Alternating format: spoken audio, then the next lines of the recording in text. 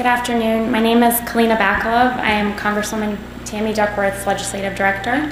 To give you a little bit of background on her, Congresswoman Duckworth is serving her first term in Congress, and she represents the 8th District of Illinois, which covers the northwest suburbs of Chicago.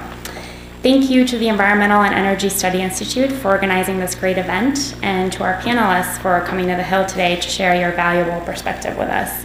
As congressional staffers, we rely on industry experts like you for on-the-ground updates and insight to help us better advise members of Congress in Washington. So we really appreciate you being here today, and we're looking forward to hearing about the exciting and progress that the industry is making. Congresswoman Duckworth, unfortunately, is not able to be here today, but she's very proud to take part in hosting a discussion on this topic, and I want to take just a minute to tell you why it's important to her. She has been a member of the Illinois National Guard for 23 years, and in 2004, she served as Assistant Operations Officer for a helicopter task force when her unit was deployed to Iraq.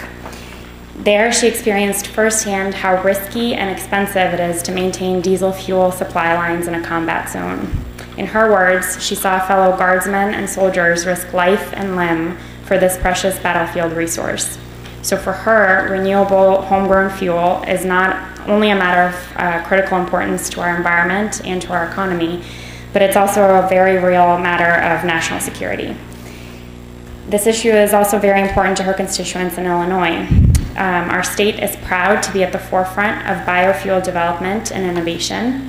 The biofuel industry supports thousands of well-paying green jobs in Illinois and across the country. And her constituents understand that energy innovation means cleaner air, healthier communities, and stronger economic growth for our region. That's why in Congress, she has been a big supporter of efforts both within the U.S. military and the civilian sector to develop better, cleaner, and more efficient sources of energy. For these reasons and more, we all have a stake in the technological advances that we will hear about today. As Congress debates the future of the renewable fuel standard and the role that it plays in ensuring our nation's energy independence, it is encouraging and indeed necessary to hear the great progress being made in second-generation fuel production. So thank you all again for being here. It's great to see such a great turnout, and I'm really looking forward to the discussion. Great. Thanks, Kalina. And folks, there are, if you want, you could take chairs up on the dais.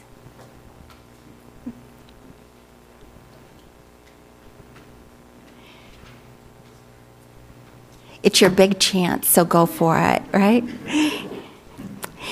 So for this briefing, this is the second so far in a series that EESI is holding with regard to biofuels. A couple weeks ago, we did a briefing looking at life cycle analysis with regard to biofuels, and specifically with regard to new updated information with regard to corn ethanol. As Kalina said, this briefing is also really important because it's really looking at second generation biofuels. And what we are hoping to do during a whole series of briefings on biofuels is to look at the different technologies that are now coming online, the kinds of progress that has been made in terms of both technology development, the kinds of feedstocks that are being used, what really is happening both in this country and also in terms of looking at investments around the world, and to also look at what are the different pathways that are available under the renewable fuel standard. And we're hoping to look at some of those in future briefings as well, because there are all sorts of exciting things that are underway. And I think that it's really important and exciting for us to know about those as we look at alternatives, so that we are not just having to depend upon oil, but that we can really move past oil, really looking at other kinds of fuels that can make great sense for a host of reasons in terms of economic development, in terms of security, as you heard Kalina talk about, as we look at the huge economic costs of reliance upon oil, and as we look at the need to really reduce overall greenhouse emissions. as well as looking at what moving towards other fuels can mean for public health. And there's more and more information that is becoming available on that, making it very, very important that we bring this into our discussion with regard to, again, benefits, advantages that biofuels have. So at this time, I want us to start hearing from our panel speakers. Each one has a slightly different take on things in terms of what they are doing, in terms of their technologies, in terms of the kinds, a little bit of difference in terms of feedstock or approaches. But it is all important steps that are moving forward. So often we have heard on Capitol Hill and among the policy community overall, well, nothing is really happening, everything is taking so long, therefore the policies with regard to renewable fuels really aren't working. And so it's really important to take this fuller look at what the situation really is so that we're really clear about the overall status and that we try to get really good, solid information out. And who better to hear it from than people who are industry leaders and are making it happen. So to start off our panel discussion this afternoon, we will first hear from Rob Walther, who is the Director of Federal Affairs with POET. And of course, POET, DSM have gone into production at a facility in Emmitsburg, Iowa. And we should not forget that this was viewed as such an important thing that the King of the Netherlands made sure to be there for the ribbon cutting. So without further ado, Rob.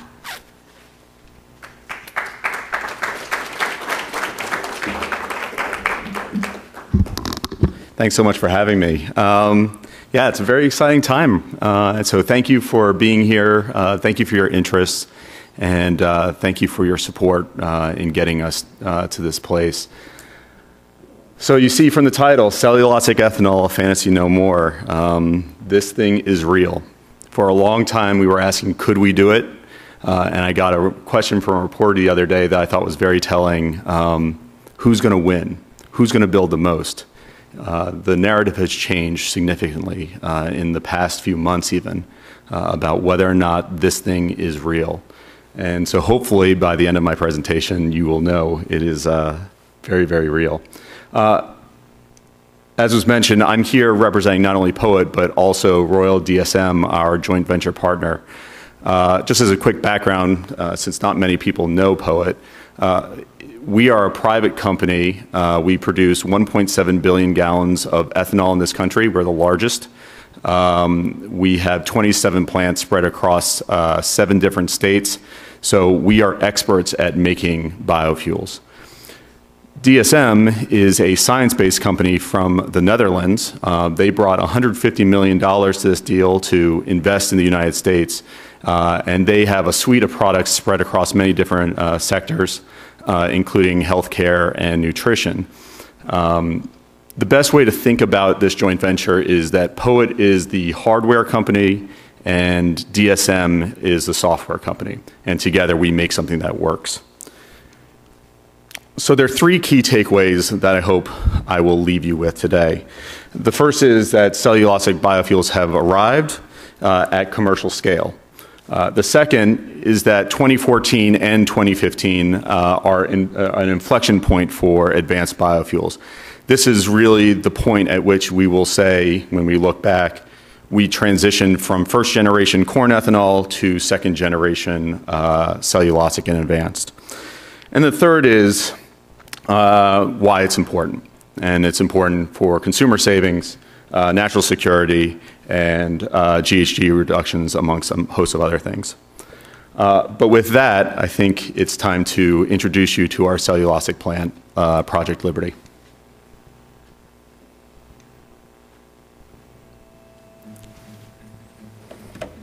As the first commercial-scale cellulosic ethanol plant in the United States, Project Liberty is truly one of a kind.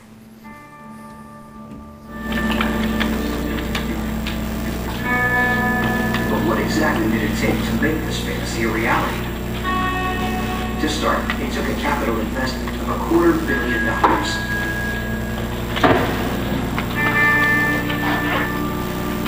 with an estimated 20-year economic benefit for Iowa of $24.4 billion and infinite potential global benefits, we think Liberty is a pretty sound investment. Since we broke ground in March of 2013, it has taken several hundred workers and dozens of subcontractors to build the plant. Hundreds of tons of concrete and steel, miles upon miles of pipe. The plant is designed to produce 20 million gallons of cellulosic ethanol per year at startup, with that number growing to 25 million gallons over time. To do this, it will process about 1.5 million pounds of biomass per day.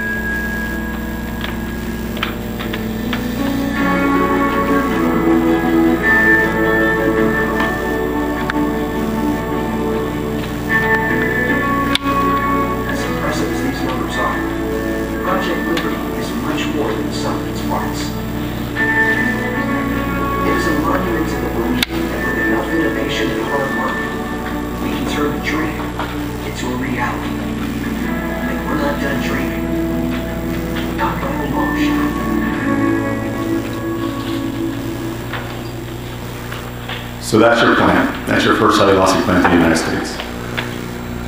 This is what it looks like when you don't have a glossy voiceover and produced piece. In the foreground, I'll see if I can use a laser pointer here. I don't think it'll work. In the foreground, you'll see the cellulosic plant. To the left of the screen is the stack yard where we keep all the cellulose, and it flows through that plant in the foreground. In the background, you see the corn ethanol plant. So massive difference in scale here. That's one of the main reasons why this costs so much, in addition to being a new technology. It is just a bigger plant. And it took some time to really figure out how to build it right. It's a bigger erector set, so to speak. Just a quick recap of what you heard in that piece. This is a plant that will produce 25 million gallons of 90% emissions-free fuel. Just consider that for a minute. 90% emissions-free fuel. If you run 90% of emissions-free fuel and you put that into E85 and you ran your car on E85, you have a sustainable transportation sector from a GHG standpoint.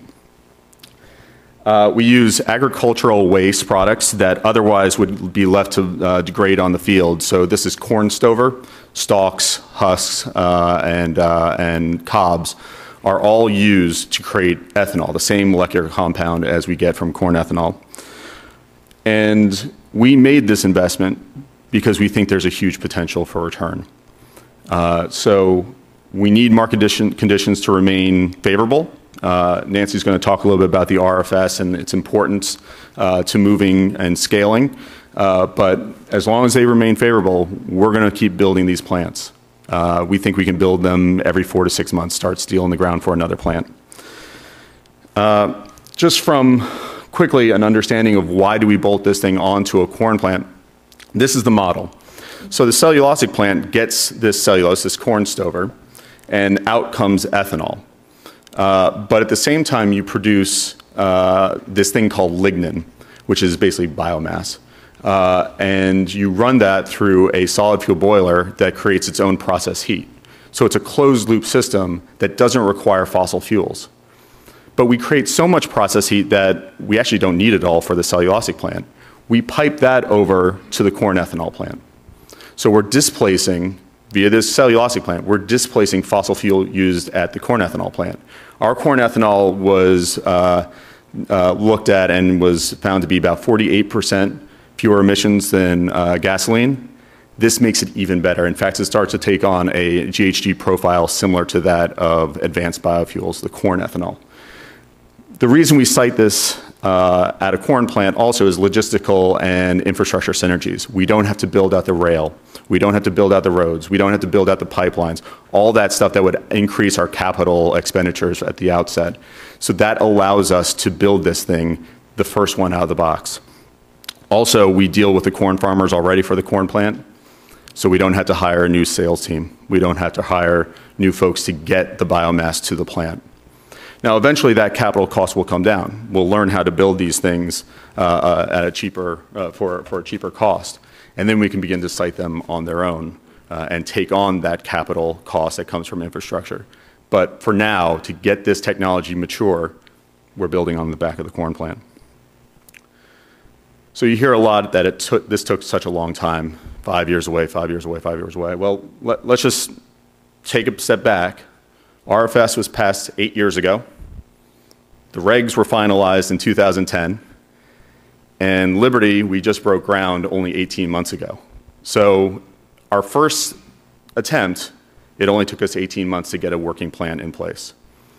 If anyone has ever built something from IKEA, and I know I built plenty of things during college, you get better at it as you build a number of these different things. So we're going to get faster. It's just a question of getting those economies of scale in place. And in terms of this being a game changer, a lot of people like to talk about game-changing technology. Well, this really is, because it allows us to move beyond the corn belt. The feedstock doesn't have another user. You hear a lot about food versus fuel, and while I would dispute whether or not there's not enough corn for both food and fuel, that's another conversation. But this feedstock doesn't have another user. It allows us to move beyond the corn belt. We can start using wood waste, rice hulls, sorghum. Those of you who might be from offices or from states that aren't in the corn belt, you may hear about those products and start thinking, maybe my state. Pacific Northwest, Southwest, Southeast, Northeast, they all open up to us. So the game really changes. And then the feedstock flexibility just helps tremendously, because then, if you have some problem with the corn crop, you still will have cellulose coming from different feedstocks. So again, it's just important to differentiate.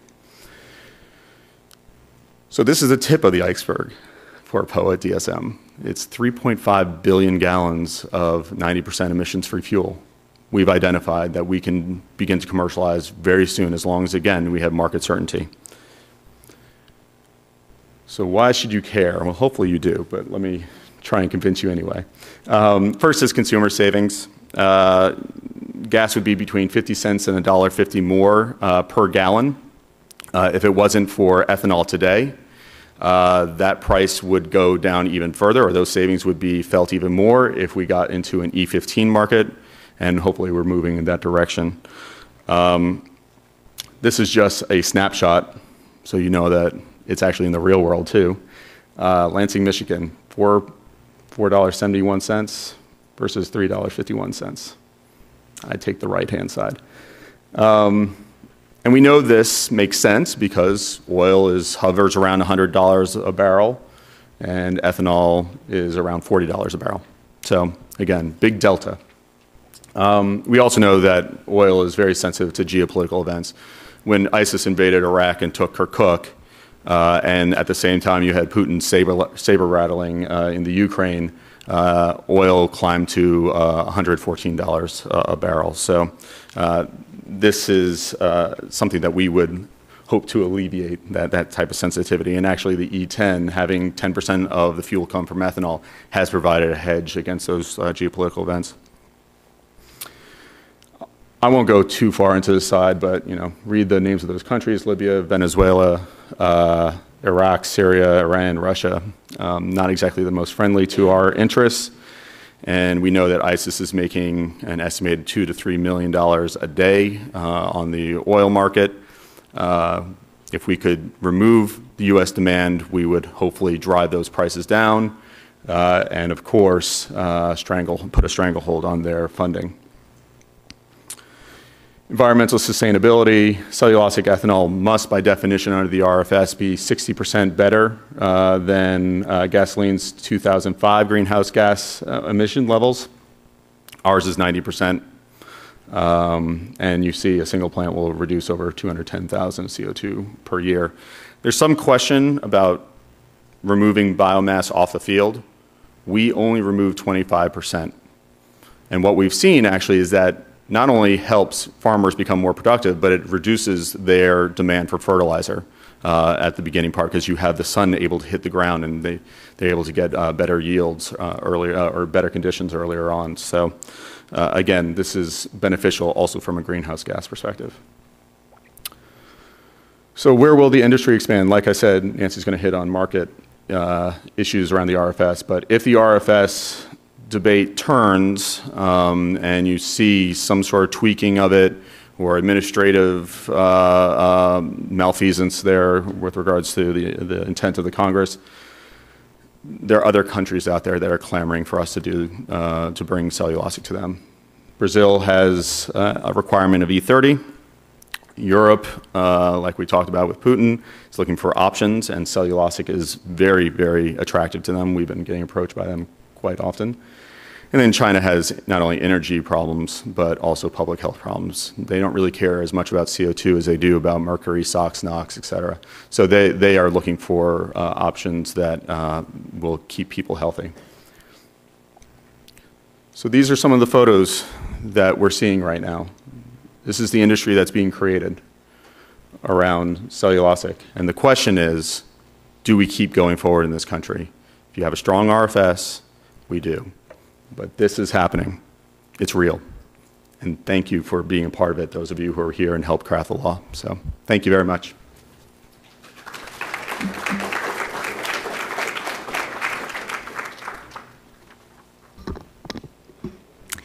Thanks, Rob. And I think it's always really interesting in terms of thinking about what the whole realm of possibilities really is as we look at the range of appropriate feedstocks around every part of the country, and that every part of the country can play an important role in this fast evolving industry. So we're now going to hear from Chris Stanley, who for 20 years has been with Abengoa, and he is currently Executive Vice President for Global Affairs with Abengoa Bioenergy.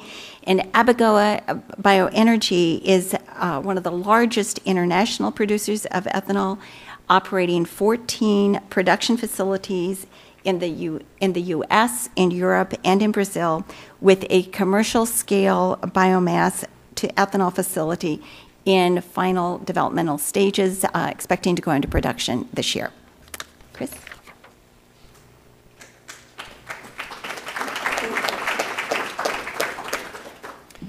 Thank you very much, and thanks again to all of you for coming. I think you're going to hear a lot of the same messages today from all of us at the presentation table, but I want to expound on a few things that Rob said and then tell you a little bit about our plant. First of all, why do we need renewable fuels right now? The United States is producing more petroleum than it ever has. It's projected to produce even more. Do we still care about energy security? Do we still care about the price of oil? And the answer overwhelmingly is yes. First of all, you have to understand that today, ethanol comprises 10% of the U.S. transportation fuel supply. In addition to that 10%, the United States still imports 40% of its annual transportation needs and pays $1 billion every day for that privilege. So, yes, there's plenty of room for more local production, more United States production of petroleum, and yet there are reasons to consider the advantages of the alternatives of renewable fuels. Not only do we have the 40% that we still could replace, but in addition to that, oil is and will become even more a global commodity. The prices are going to be based upon not upon what is needed or used in the United States, but upon what's needed or used in the world as that demand grows more and more thirsty as third world countries develop and energy becomes more and more of a need. So the bottom line is, yes, we have a need from an energy security standpoint. We need a need from a pricing standpoint. A couple of things that Rob already mentioned, and this slide just simply says that yes, in the U.S., we're 10% of the supply, and as the RFS is implemented, we have the potential of going up to roughly 25% of the transportation fuel supply in the United States. In addition, ethanol is more green. Not only cellulosic ethanol, which as Rob said is roughly 90% better than baseline gasoline in greenhouse gas emissions, but also first generation ethanol, which is at least 20% according to the EPA better. So we have a product that's better for the environment. On the energy security side, this is just another graph that shows in red the United States, green Brazil, blue Europe, and the potential increases based upon policies and legislation that's in place today. I'm not going to go into the details of that. Also on the price side, you know, if you look purely at price alone, just on average from 2007 through 2013, ethanol was 27 cents per gallon cheaper than gasoline. In addition to that, the one thing that you have to go beyond just the pure price of ethanol versus gasoline to get the true benefit, because what it does is ethanol, which is 116 octane, is able to replace the more expensive octane components of gasoline as it is blended. So, in addition to the fact that you're having cheaper ethanol, you also have a petroleum industry that is capable now of producing a lower price blend stock. So they compound that savings for the consumer or for the petroleum company, depending.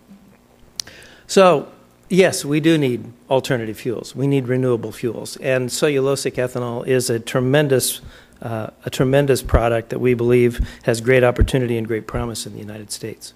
Abengoa, as was said, is an international proponent of sustainable technologies in both energy and environmental aspects. We produce drinking water from seawater. We desalinate water. We work with water purification systems and transportation systems for cities around the country. We're the world's largest constructor of power transmission lines on multiple continents. And we have huge solar investments, wind investments, and then, of course, biofuels investments. So we, in the biofuel side, are talking about diversifying our product mix. We have, as was mentioned, 14 first-generation plants on 3 continents. In addition to that, we have 3 facilities that produce second-generation biofuel on a lab, or not a lab, but a demonstration and a pilot scale basis. And then we're about to complete our project in Hugoton, Kansas. As a matter of fact, we expect production to start virtually any day, and our grand opening is October 17th, so anybody who wants to come to sunny Hugoton, Kansas on October 17th is quite welcome to join us for that. And I'll talk about that facility in a moment, but what I want to talk about just before we get there is the fact that Abengoa is a technology provider. We focus on R&D. We've spent over $500 million in 2013 on R&D. We have over 700 researchers that focus on research and development of these technologies. We see the potential way beyond just the agricultural residue, cellulosic ethanol. So we have a situation where some people might say that ethanol is not the perfect fuel.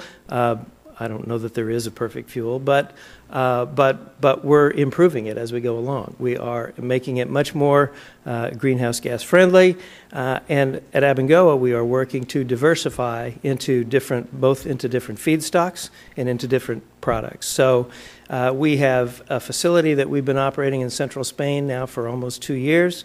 18 months anyway, that will produce the same cellulosic ethanol from the organic fraction of municipal solid waste.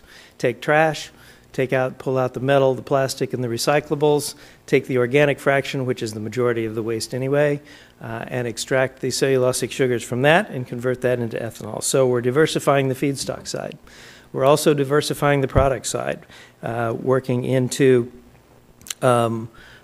butanols and other type of petroleum-like products, jet fuels and that sort of thing, working to develop those on the output side in addition to the ethanol itself. In addition to that, and one thing that will do is allow us to move beyond just the center of the United States and to move into a situation where we can go to the coast. We can, anywhere where there's a large urban area, we can take the trash from the local landfill, convert that into a fuel, and have it available without having to transport it long distances, either from the standpoint of the feedstock or the final product. So a lot of potential benefits for there. Abengoa also continues its investments into hydrogen and other products. But bottom line, Hugoton, which is, as I say, starting up any day. 25 million gallons is the capacity of the facility. It is In addition to the ethanol, we will produce 21 megawatts of renewable power. What we do is we extract the cellulosic sugars from the agricultural residues. This is based upon agricultural residues, both corn stover, some milo stubble, and wheat straw primarily, but also some switchgrass. We actually have a 900-acre tract there, and on about 400 acres we're growing some switchgrass ourselves. There's also another switchgrass farm in the vicinity, and then we have some other naturally occurring prairie grasses. But once we get those feedstocks inside the facility, we extract the cellulosic sugars, and what's left is primarily a lignin. That lignin is used to power the boilers, and from those boilers we will become virtually self-sustaining. We will produce all of the steam that we need for the facility, all of the electricity that we need for the facility, and still have an additional 5 megawatts of electricity, more or less, available for exporting to the grid. We completed the boiler and the electric cogeneration facility and first sold power to the grid back in December, getting ready to start up the ethanol side today. So startup is imminent. We, again, will need between 300 and 350,000 tons per year of biomass in order to do that. Our objective is to produce this product for roughly $2.30 per gallon, and we believe we're on track to do that. There's a tremendous economic benefit to the area, which I want to highlight, and that is the fact that we have 76 local employees, roughly a $5 million employment. In addition to farmers within a 50-mile radius of the facility, we have contracted to pay them about 17 million gallons annually in feedstock payments, so that will be a significant additional resource for the area that just simply didn't exist before. During construction, which was about a little over 2-year period, we had anywhere from 300 to 1,500 full-time employees on site. It was a huge event and a huge revenue generator for the area. The facility itself, this is a relatively recent picture, about 6 to 8 weeks ago. You can see the biomass bales in the foreground. 4 areas of input, which is where right in front of those biomass bales. In the upper right-hand corner or background is the boiler itself. That's about a 10-story tall structure, and then biomass bales in the back. That's one of our bale storage areas. We have multiple satellite storage areas, and then we do a lot of on-farm storage also. Newer than that, this was actually just within the last few days. It is a picture of the facility ready to run. Once again, the size is just hard to describe. This is a picture of the bale unloading area. We are using square bales for our facility, and we have created this facility so that only one person can go to with the trailers that we have built and modified. One person can drive to the field, load an entire stack of feedstock onto his truck, drive to the facility. We can unload 4 trucks at a time, and this just the driver can back up to the facility, and it's all an automated process. So he can unload this feedstock into the facility and go from there. This was a picture at the boiler back in startup in December when we started that up. Again, roughly a 10-story tall area. I kept asking for pictures of people because we had 1,500 people on site and no one ever gave me pictures of people. But they said, well, if you look, you can see like 8 or 10 guys on the catwalk in the middle. I said, okay, that gives me some idea of perspective. That helps a little bit. The obligatory night picture taken by one of our employees with a drone. A pretty cool deal. I like that. One thing I want to talk about, and then I'll sit down, just kind of the improvements that have been made just in the last 4 years. As Rob said, we've been working on this technology for some period of time. We're very happy to have it finally come to fruition, and we do see great opportunity. But I want to talk about the benefits, the improvements that we've made. First of all, enzymes. We've developed our own proprietary enzyme that we utilize in connection with this facility. And in general, industry-wide, costs of enzymes have gone down dramatically. For us, the costs of enzymes have gone down from $1.85 a gallon to roughly 50 cents a gallon. We think they have a lot of improvements still to go. Yield costs have gone down 20%. It's in that same 4-year period, and yields themselves have improved from 55 to 75 gallons per ton. That's huge. That is what has allowed us to make this product, frankly, at a operating cost that is cheaper than gasoline is sold for on a per gallon basis today. This is a picture of our facility that in central Spain, in Salamanca, Spain, that takes 25,000 tons of municipal solid waste and produces up to 1.5 million liters of ethanol from that. So I will say that we have decided that we have operations in Brazil. We are very interested in licensing, marketing, building these facilities all around the world. Our next facility we have started development on in San Luis, Brazil, and we are very excited to continue with development there, and assuming, and we have every belief that the Environmental Protection Agency and the U.S. Congress will continue to support the RFS and continue to do what's going on, or to continue to do what is necessary to keep the policy in place. So with that, we look forward to future investments around the world. Thanks.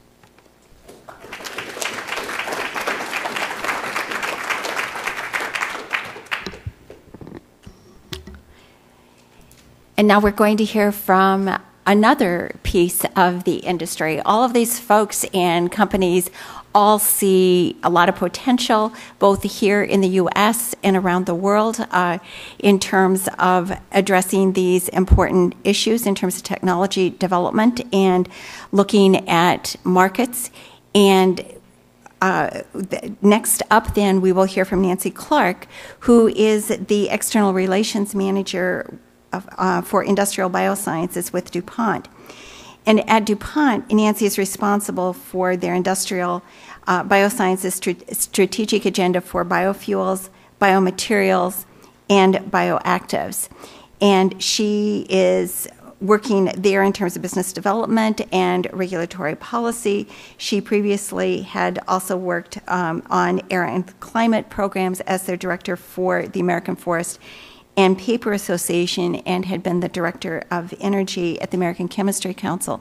And I think one of the things that you will hear from her, but that we've also heard from our two previous speakers too, is that with regard to all of this, we're looking at these facilities in terms of there always being co-products. So in each case, there are different models for biorefineries, but I also find it so fascinating in terms of what the different co-products really are, because it really changes a lot of things when you're looking at revenue streams coming from a whole variety of different opportunities. Okay, Nancy.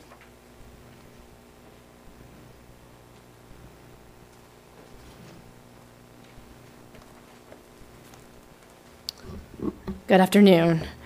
I'm Nancy Clark with DuPont Industrial Biosciences. I want to start by congratulating my colleagues. It's been a little while since we've gotten some updates in this regard on the cellulosic ethanol plants, and I want to congratulate their progress. I find it exciting and all the detail that you had to share today, so thank you very much. So DuPont is also under construction on a cellulosic ethanol plant. Ours is scheduled to be completed for construction and commissioning later this year. And we've been essentially practicing this technology for more than 10 years.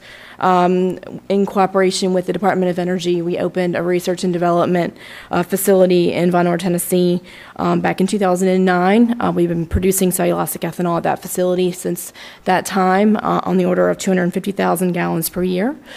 We've donated all of those gallons to the University of Tennessee for use in their advanced fuel fleet there. So we're confident in our technology's ability. The plant that we're under construction on in Iowa is essentially just a larger scale version of that R&D facility.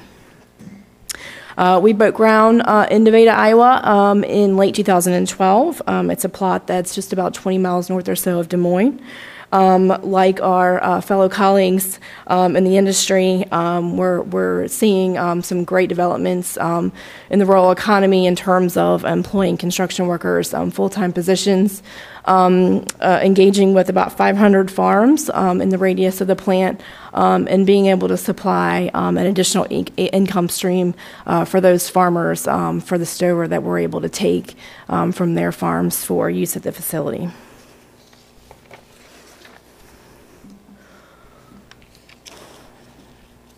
So again, we're harvesting stover from about 815,000 acres in a 30-mile radius around the plant. The stover is taken off the fields using a very data-driven science approach so that we're not taking any more stover than is necessary in order to preserve the soil and water health in the area and to be able to take the stover back to the plant for feedstock use for the facility. So DuPont's approach is somewhat different in terms of our business objective for what we'd like to do with the plant and the technology. We basically want to package the technology and the know-how in a couple of different ways. The feedstock development, so through our DuPont Pioneer seed business, we have significant relationships with farmers. We have the ability to partner with other U.S. companies for the equipment that you'll see here in a photograph that I'll show of the facility. We want to be able to package the technology know-how. We also have the ability to license the enzymes for the development of the cellulosic ethanol. And so we want to be able to put that together in a package to license it to others to be able to build similar plants to the one that we're currently under construction on. In the meantime, we've been partnering with quite a number of parties, the United States Department of Energy through a memorandum of understanding to develop a sustainable feedstock program. Iowa State University has a wonderful research department, and we've been able to partner with them, taking advantage of the relationships with farmers in the region because of Pioneer's existence in Iowa for some time. And again, using that scientific approach and the Pioneer know-how for agronomy to use a very science and data-driven approach to be able to maintain the sustainability of harvesting this stover. This is a photograph that was taken at the site about a month ago.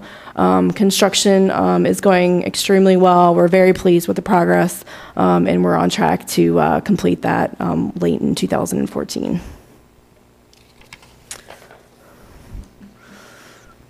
And the other item I wanted to touch on was essentially the challenges to having the three companies in this room that have talked about the cellulosic ethanol plants that are under construction and coming online to be able to basically replicate this here in the United States.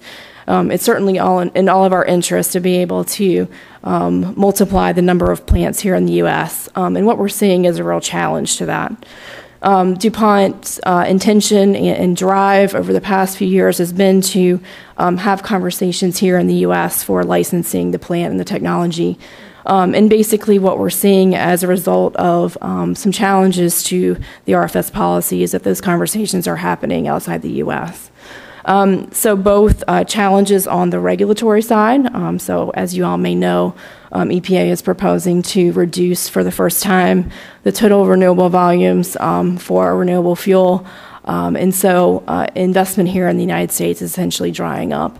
And so those conversations are happening in places like South America, in Asia, in the EU. And so we're seeing much more traction around developing additional plants in those places. I don't think, however, that story has completed itself yet, and we still have a chance to make sure that the additional plants are built here, and that can happen with support of the policy, both through Congress and having EPA change course in terms of the rulemaking for the renewable fuel standard for this year, but also for additional years. That's it, so thank you very much.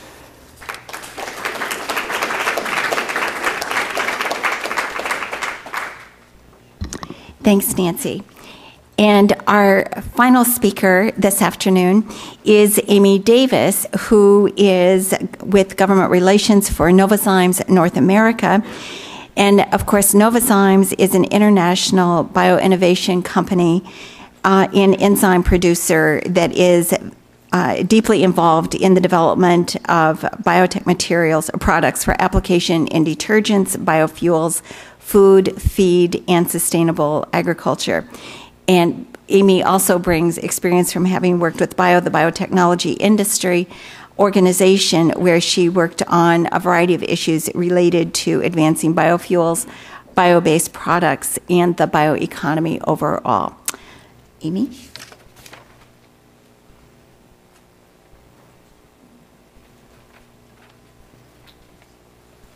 Thank you, Carol, and thanks to EESI for putting on this event, to all of you for attending and giving us your wonderful attention. I wanted to come at this from the angle that Novozymes does, which is the first commercial cellulosic ethanol plants are coming online in the U.S., as you all just heard, which is fantastic news. But the investment in this industry in this country has actually been happening in a significant way for at least a dozen years, if not more. And that's the way Novozymes thinks about this technology. So I'll start just briefly. Who is Novozymes? As Carol said, we're the world leader in what we like to call bioinnovation. We strive to change the world together with our customers and create the necessary balance between better business, a cleaner environment, and better lives. We were founded in 1925. We're a $2 billion global biotech company with 33% of our sales in the U.S. As Carol mentioned, our main business area is enzymes. In nature, enzymes kickstart biological processes. They're proteins. They're found in all living things. But in industry, enzymes replace chemicals and accelerate production processes, as well as save water, energy, and raw materials, all while increasing performance. Our other core business areas are agricultural biologicals, industrial microorganisms, and biopharma technology and ingredients. We are 6,200 people worldwide, over 1,200 of those in North America. As you can see, the U.S. portion of my map is getting quite crowded, which is great. We have 9 site locations here in the U.S. We have over 700 products in more than 30 industries. We don't make end products, including ethanol, but we are technology providers to many products that you encounter in your everyday life.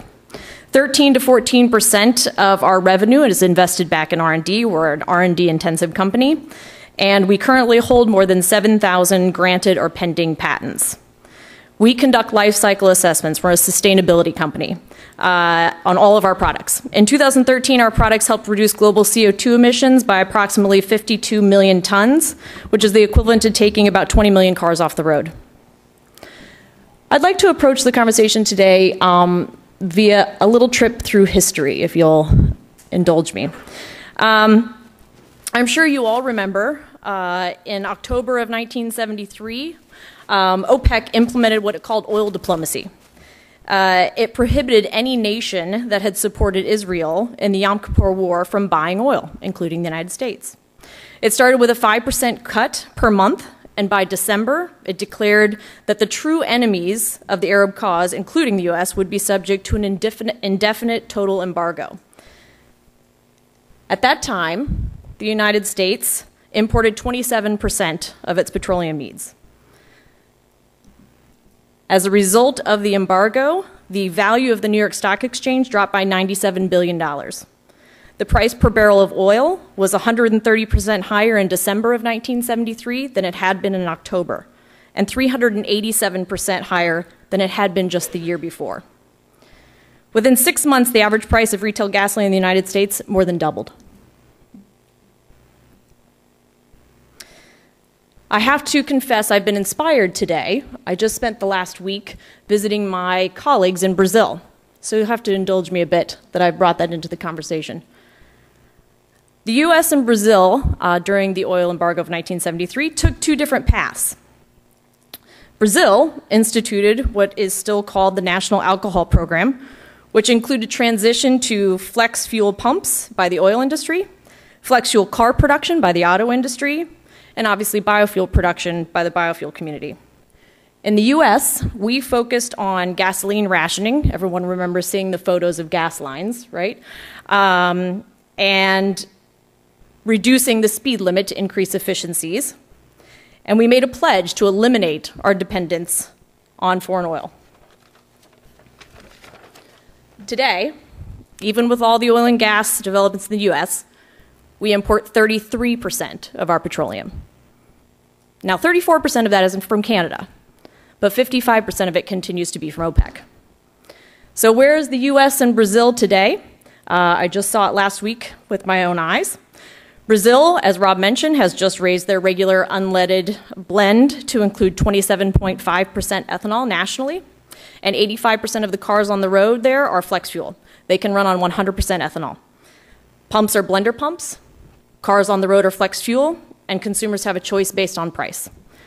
In the US, we have the RFS that is under attack, and the oil industry here is claiming a 10% cap based on technology they call the blend wall.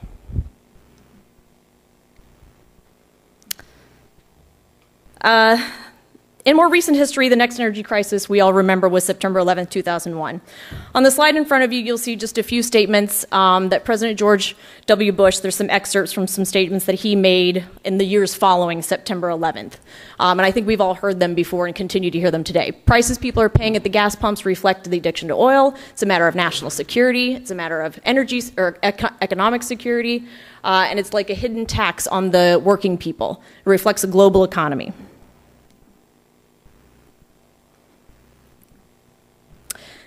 So that leads us to the enactment of what we're here to talk about today, the 2005 and 2007 Renewable Fuel Standard and the industry it created. So let's remember, why did we pass the RFS back in those 2 years? What were we as a country striving for? And I think you'll recognize again all of these here. Reduce dependence on foreign oil, reduce the price of domestic transportation fuels, reduce greenhouse gas emissions, increase US farm income and reduce subsidies, valuable co-products, as we've talked about today, and the one Novozymes got really excited about, innovation.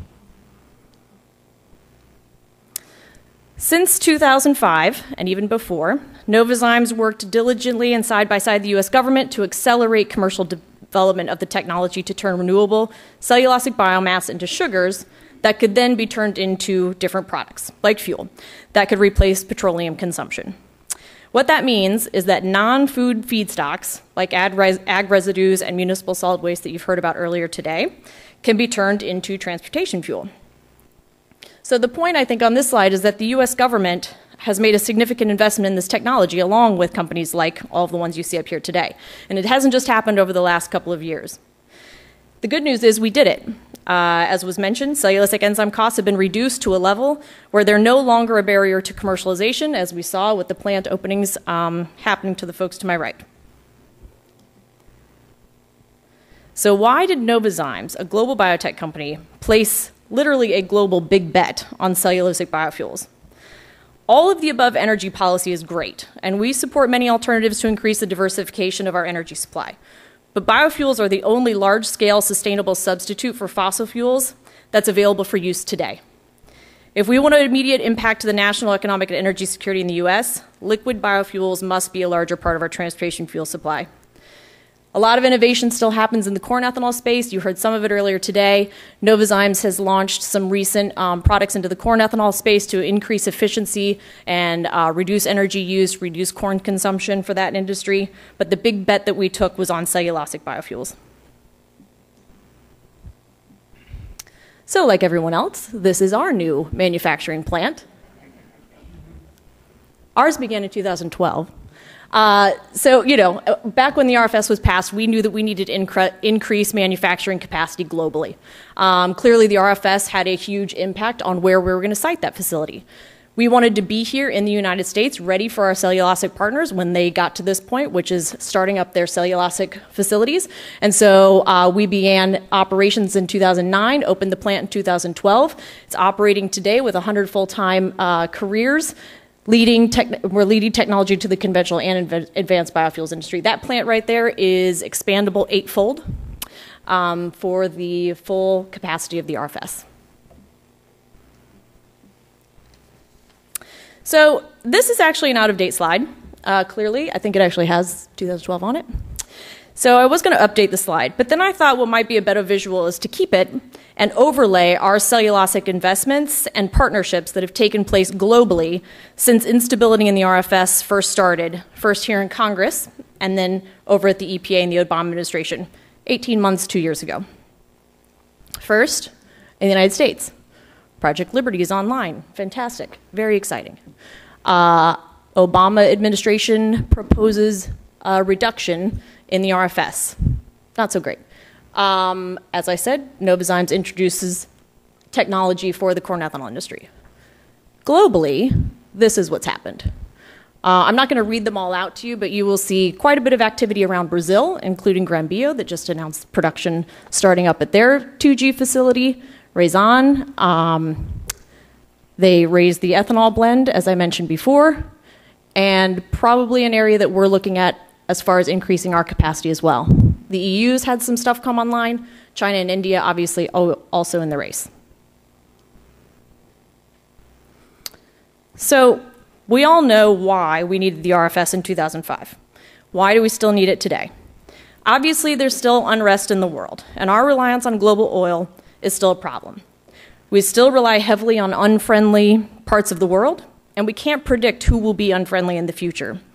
The U.S. consumer deserves a choice at the pump for cheaper, cleaner domestic fuels. Cellulosic biofuels need a market, and the investors need to see that there's a market. I think Rob touched on that earlier. The technology that we developed here in the U.S. for the cellulosic industry will be commercialized. As I mentioned at the beginning, a lot of investment has already taken place in this industry, and it'll commercialize. We do look at this as a global market. And the United States should be able to take advantage of the technology that they developed here. I would also mention that even if your state does not ever get a manufacturing facility or ever sells an ounce of biomass to this industry, every state and every district has a stake in this game. If you are paying less at the pump as a consumer, that means that that money that you don't spend on gasoline, you can spend in your local community at other businesses. And that's a benefit for everyone. In closing, almost 81% of the world's proven oil reserves are located in OPEC countries. But this is the world according to agriculture.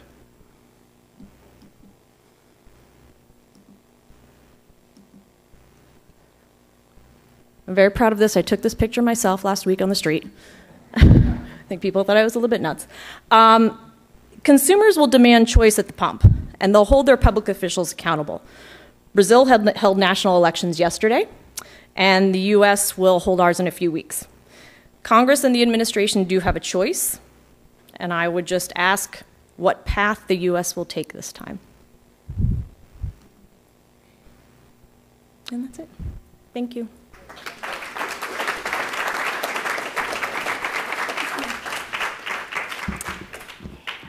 Thanks so much, Amy, for providing that kind of a context in terms of putting all of this in perspective with regard to the issues that we're dealing with here in the U.S. On a policy side, looking at all of the technology investments and now production that is moving forward, we thought that it was terribly important to make sure that we all were aware of what really is happening in this very dynamic and innovative industry, and as you heard, very international industry. So let's open it up for your questions and comments, and if you could identify yourself, please, when you ask your comment, and then I'll ask whomever you're addressing your question to come over here, so it won't be so difficult to respond. Any questions, comments? Okay, over here first. My name is Brett Nelson. I'm a EESI Science Technology Policy Fellow. For Evangelical and Floyd, you guys both talked about and referenced cost per volume, so cost per gallon, cost per barrel. And I was wondering if you could comment on what the actual numbers are for cost per energy, because you have different energy contents for ethanol versus gas.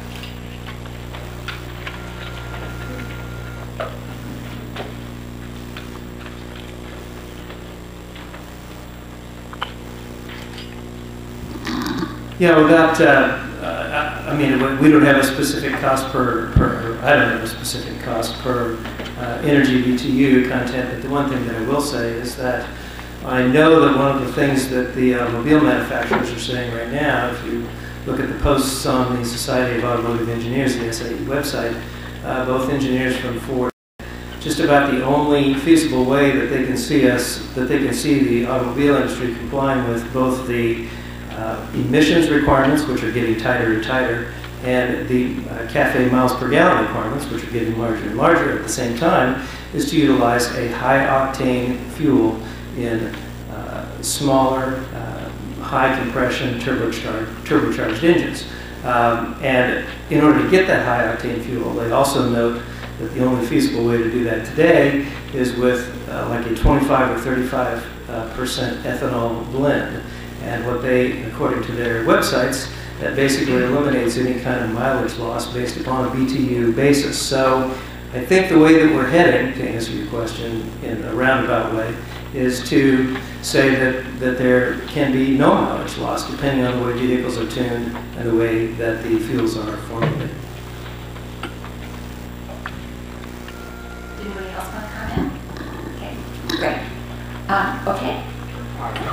Hi, folks. I'm John Copper, the Executive Director of the National Current Ethanol Research Center. And Amy, in particular, I appreciate your comments taking a direct shot at the EPA.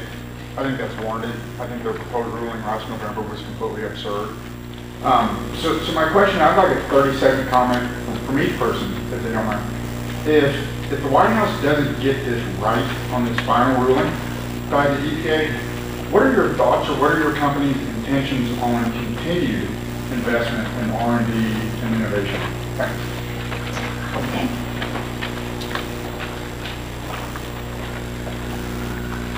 So I wanted to be very positive during this presentation, and unfortunately you're taking me to a pretty negative place. The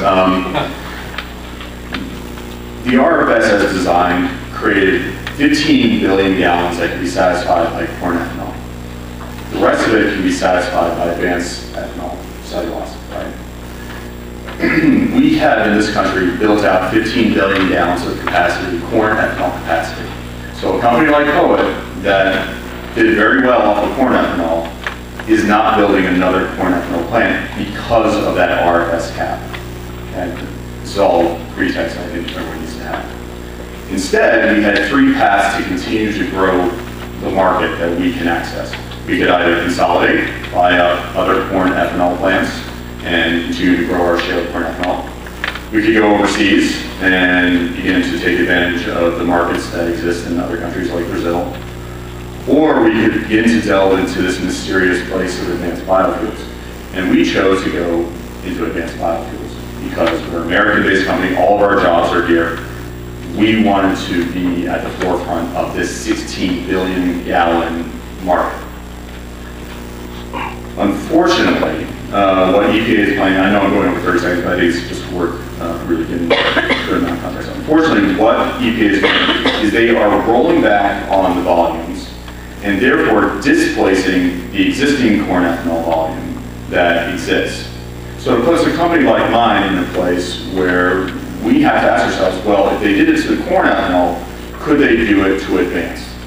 Could they, if we put in this investment, will they roll back on us? And actually, more importantly, the investor asked that. Remember, we need to sign offtake agreements to get these gallons out the door.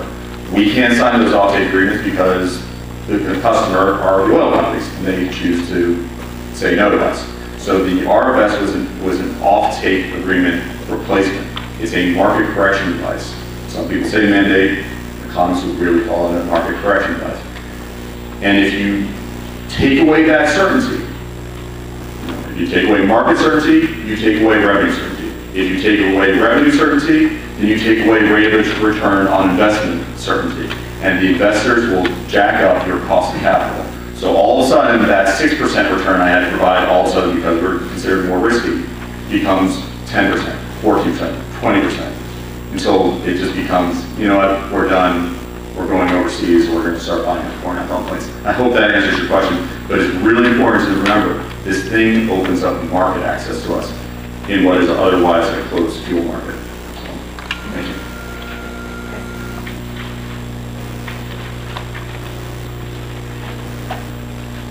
And you asked for comments from everyone. From Abigail's perspective, I want to say that there's no doubt in our minds that the proposal that the EPA made back in November of last year has impacted investment, the investment market and investment interest in second generation ethanol. There's no doubt about it. Policy certainty is one of the most important things in driving that, investor confidence and investor certainty. But from our standpoint, we've chosen to do a second project in Brazil. We would, again, we still have confidence that the EPA is very supportive of biofuels in general, and particularly of second generation ethanol. We also have high hopes that they will do the right thing in their next rule. If they do not, if for some reason the policy uncertainty is still there, then frankly we'll just have to see what the market impact is and decide where to invest. There are other options, and we're very interested in investing more money in the United States, but there are other options and other places to invest also.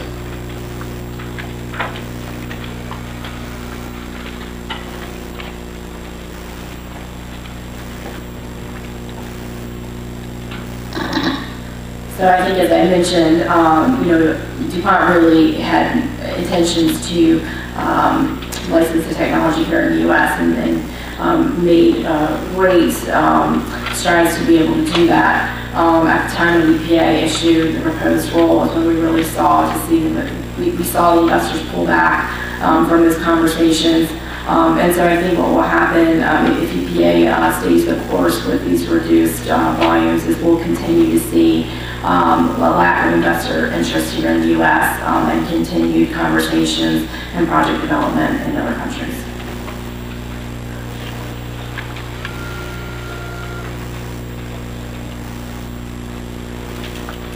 I would agree with what everyone said here. I think we're all probably completely aligned on what the impact has been, but I will add that the original intent of the RFS was biofuel producers, if you're able to make this fuel and it doesn't cost too much, there will be a market for you, as Rob said. This proposed rule has flipped that completely on its head. What we see is because the numbers, the volumes for corn ethanol have been rolled back below production capacity, that's stranded investment. Do it to one, they can do it to the other, as Rob said. And I think I just want to make the point that while the volumes are very important, what those final volumes is, it's really the methodology that they're using to get there. In our estimation, the reading says that instead of if you make it, they will have to buy it, it flips it on its head and says, if the oil companies don't want to blend it, then it will not be required that they purchase your fuel. So putting our market access in the hands of the obligated parties is obviously not a super stable place to be. What happens to our investment is way above my pay grade. But I can tell you that, I showed you that map of what we've done just with the instability we've seen over the 18 or 24-month period. Great. Thank you. Okay, over here first.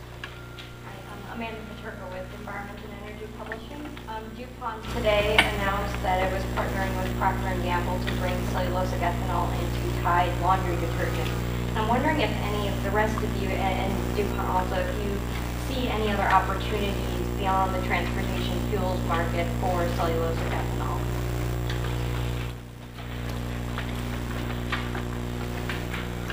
Everybody wants a piece of this one too. Yes. But it doesn't necessarily just have to be cellulosic, and this goes back to the other question is, why would we build, the cellulosic ethanol is the same molecule as corn ethanol.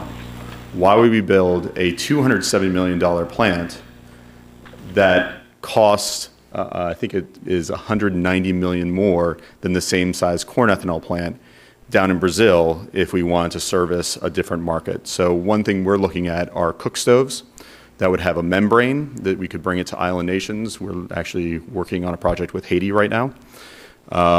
That would be an incredible use and provide a means of avoiding black carbon, from pet coke. But again, there's no reason to do it from the cellulosic ethanol molecule versus the corn ethanol molecule, and there's no reason it has to be a U.S. created molecule versus a Brazilian created molecule. Hopefully that answers the question.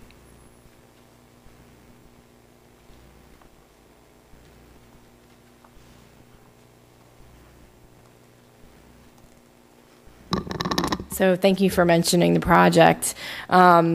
I think that there is a real drive on the consumer side to be able to incorporate more bio-based products into our everyday consumer options. And so this is just yet another example of some of the bio-based products that can be incorporated in a sustainable way into the products that we buy at the grocery store.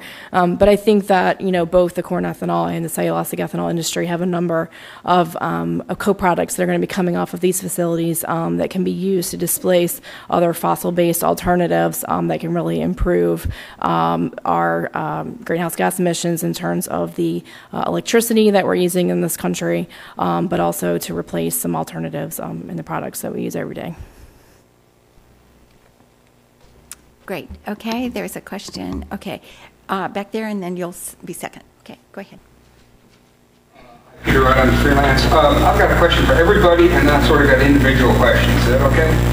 Well, we'll see. Okay, yeah. Well, the question for everybody is, what is a acceptable number for the cellulosic ethanol RFS requirement for this year and next year? Kind of ballpark. I'm going to put you on the spot, but and then individual questions. Rob, you just mentioned cook stoves. That's wonderful. I mean, I pay $15 a gallon for ethanol in Home Depot for my cook stove and my boat. You guys can kind of beat that, and people out there would buy, green alcohol. Let me just sort of knock off the questions all at once. That's sure. Okay. Go ahead. They're short questions. Okay. Poet. I'm sorry. When's the next one and where? Plan. I was very disappointed. I saw all your slides and it looked really, really close, and I know you guys do a lot of solar. I didn't see any solar PV in any of your plants, but maybe that's the reason. Amy, I'm going to jump to you. I know you don't remember the gas lines, and that's a compliment, but, and this is sort of a question for everybody too. If you look at a blend pump, E15, E20, E30, you never see octane numbers.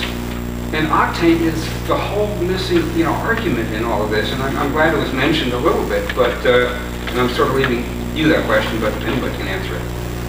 That was it. Okay. And you can talk from there as far as I'm concerned. Okay. All right. That's okay. Then just make sure your mics are on. Go ahead. So the first question to me was about cook stoves and how there's demand. Give me your name, and I will definitely try and get some membranes out to you. The important question was, what should the RFS be for cellulosic ethanol for this year and next year? Well, this is, I think there is a balancing act that EPA is trying to undertake.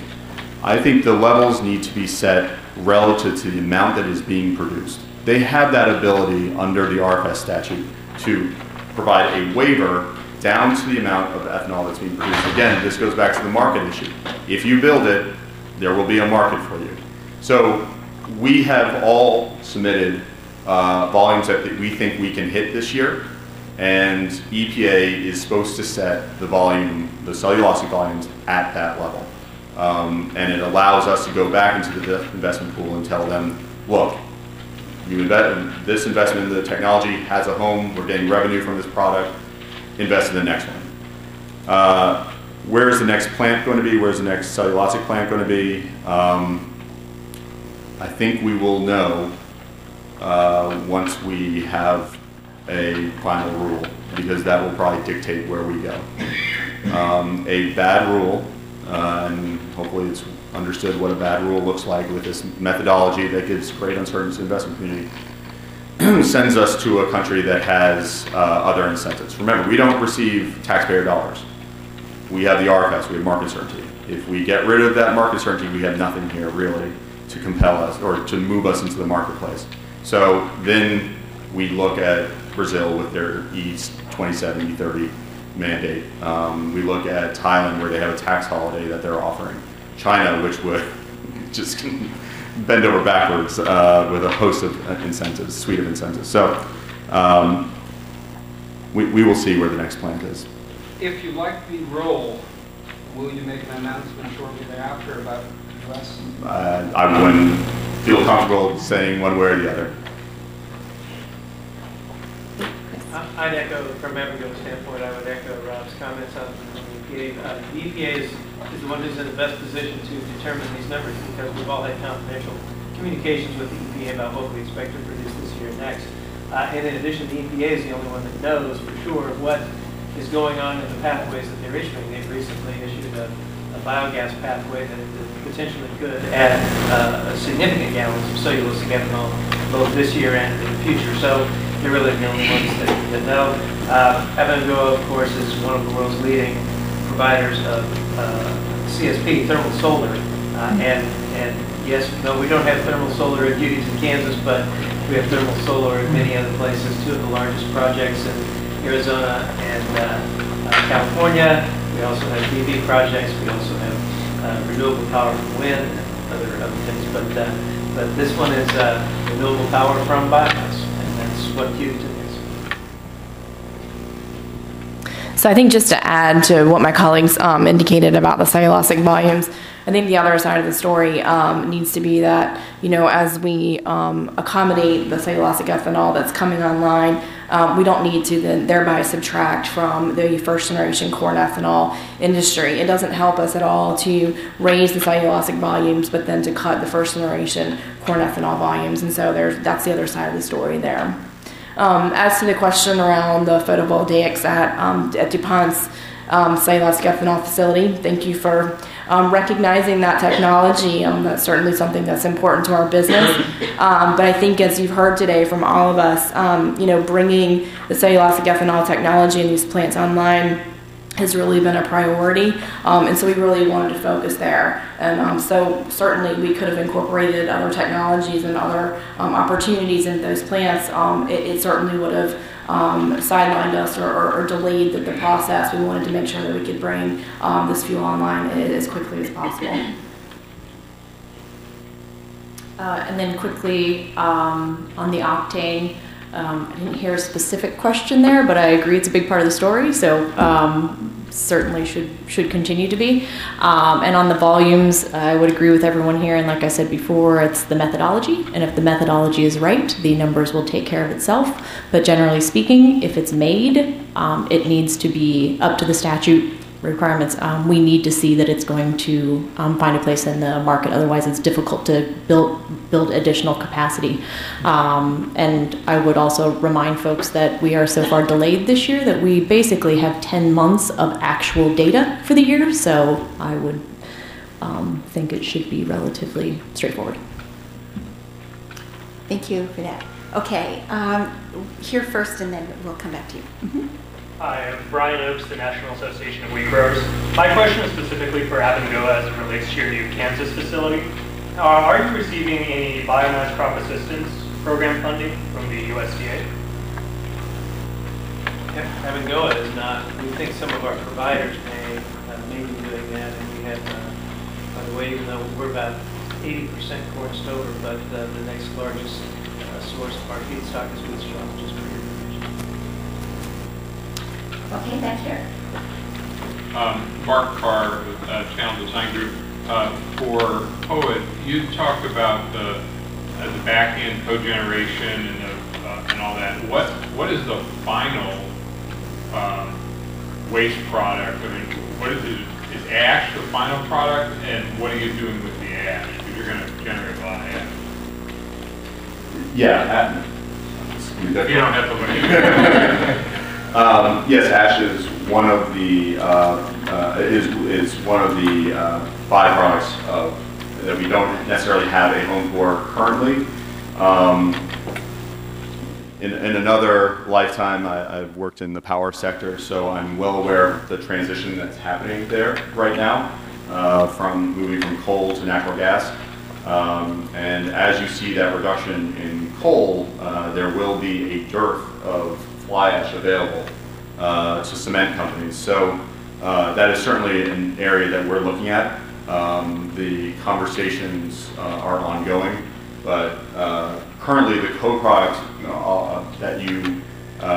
that generates the most revenue is the heat, because these plants, while they are together, they are organized independently. So the Liberty plant, the cellulosic plant, sells heat to the corn plant. So the corn plant is actually a customer of Liberty. And that revenue source is really important to making this first iteration of Liberty work. But there are other co-products coming. I mean, that's when we first started creating corn ethanol, I think everyone would agree, we didn't know necessarily what beet-size ethanol we would create. And now you're starting to see all these technologies, all these applications come out of it. One idea that's been floated around out there is taking that lignin, and instead of turning it into process heat, you could actually turn it into a carbon fiber technology that automobiles might be able to use. So again, this is innovation. This is where you start to see that job creation happen, and this is the reason you want to have those plants here. We've seeded the solar field in terms of panel generation to China. Nuclear is going overseas. Is this going to be another industry that leaves the borders of the U.S. and goes overseas, and you start to see that job creation, that shop floor innovation take place? So hopefully that answers your question. Okay. Any other? Okay, over here. Hi, Stephen Hawkinson. I'm a AAAS Science and Technology Policy Fellow. I'm sort of hearing two stories here. You came up here and told us how commercially viable ethanol is and how the CAFE standards are going to push for all this, but you also need these market corrections from the RFS standards. And that is kind of conflicting. Is this a permanent need for market corrections, or is it something that you think needs to be there forever for cellulosic ethanol to be commercially viable?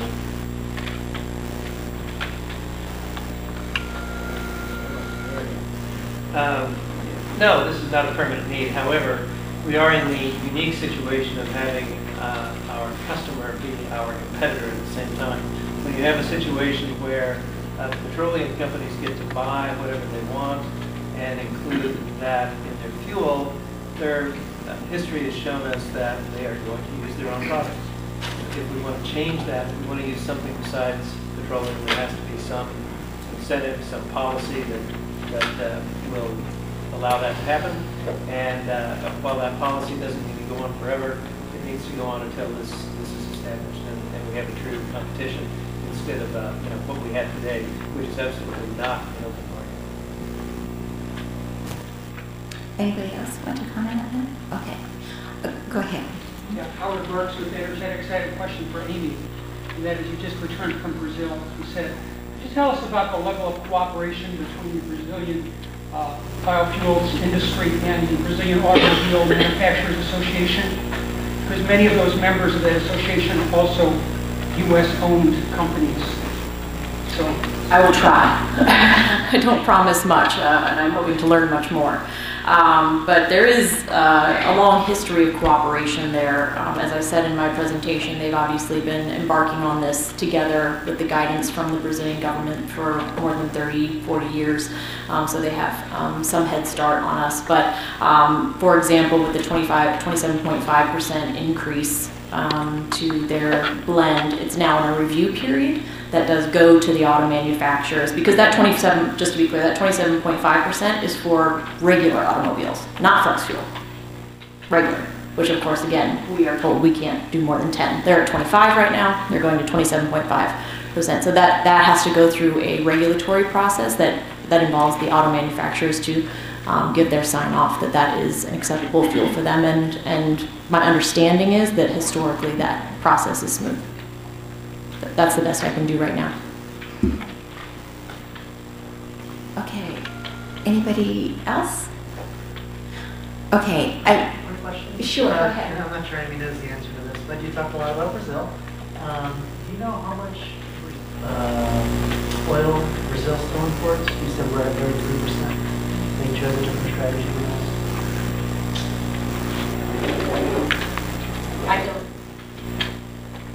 I don't know the answer to that for sure. I do remember hearing that they, in recent years, they go back and forth between being energy independent. Right. So they've done a significant amount of exploration domestically as well over the last at least 10 years.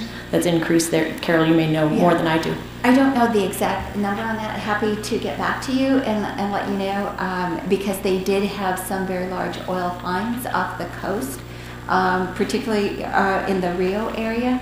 But happy to follow up with you on that. But I think that what's really striking is in terms of thinking about, I think the whole role that, as Amy had talked about, the course that has been followed in Brazil with a lot of the same players that we also have in the U.S.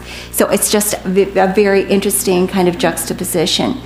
And I guess in terms of, thinking about what we've heard here today, and I must say this is true no matter who that I have spoken with over so many years in terms of thinking about renewable energy technologies, whether it is wind or solar or geothermal or hydro, whatever, that just as here it is critical, and I should say that with regard to what we've also heard from other governments as well as from industry, that policy is very, very important, that policy does matter because that is critical in terms of market certainty, and that makes all the difference in the world in terms of really driving innovation and the development of new products and markets.